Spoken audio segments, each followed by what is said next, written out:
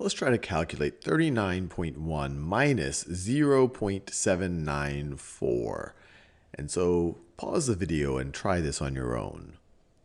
All right, I'm assuming you've given a go at it. So now let's work through it together. So I'm going to rewrite this as 39.1 minus, I'm going to line up the decimals so that I have the right place values below the right place values, minus, this 0 is in the ones place, so I'll put it in the ones place, 0.794. And now we're ready to subtract.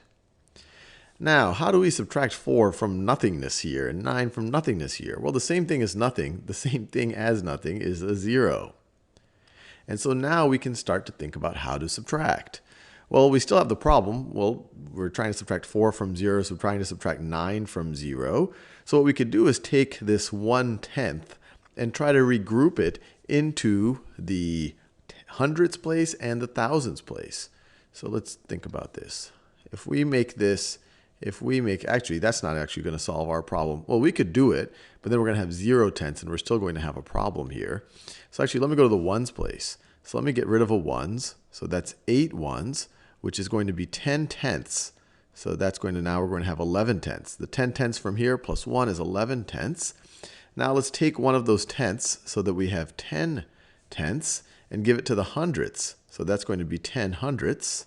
And now let's take one of those hundredths, so now we have 9 hundredths, and give it to the thousandths. So that's going to be 10 thousandths. Now we're ready to subtract. So 10, let me do this in yellow.